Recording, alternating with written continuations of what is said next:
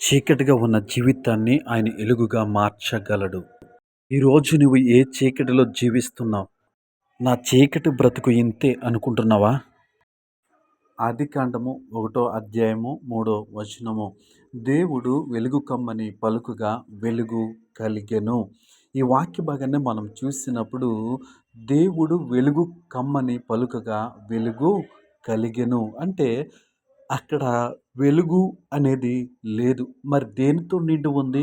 చీకటితో నిండి ఉంది. ఆ చీకటి గల ప్రదేశంలో దేవుడు మాట్లాడుతా ఉన్నాడు. ఏమని? వెలుగు కలుగుగాక అని పలుకగా, అంటే వెలుగు కలుగు అని దేవుడు పలికినప్పుడు ఆ మాటను బట్టి అక్కడ ఏమి ఏర్పడిందంటే వెలుగు అనేది వచ్చినట్లుగా దేవుని వాక్యంలో మనము చూస్తూ ఉన్నాం. ఈరోజు మనం ఏ విషయంలో చీకటిలో నలిగిపోతూ ఉన్నాం, ఈ చీకటి ఇంతే అని అనుకుంటూ ఉన్నాం. ఎలాంటి పరిస్థితుల్లో మనం ఉన్నట్లయితే దేవుని మాట మనతో మాట్లాడుతూ ఉన్నాడు.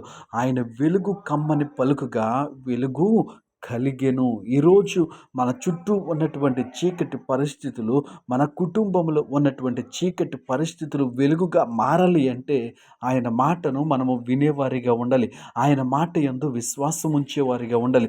ఎప్పుడైతే ఆయన మాట యందు మనం విశ్వాసం ఉంచుతామో, ఎప్పుడైతే ఆయన మాటను మనం వింటామో, ఆయన మాట వినగానే మన జీవితంలో ఉన్నటువంటి చీకటిని ఆయన వెలుగుగా మార్చగలడు.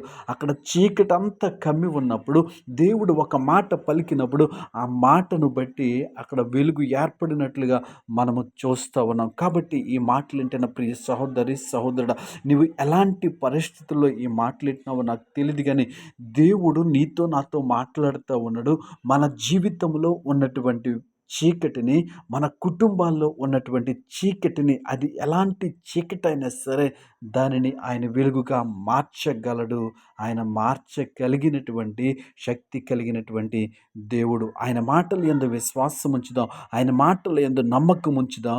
దేవుడు మన జీవితాల్లో కూడా వెలుగును ప్రకాశింప చేయగలడు. అట్టి కృప దేవుడు మనకి అనుగ్రహించును గాక. ఆమేన్.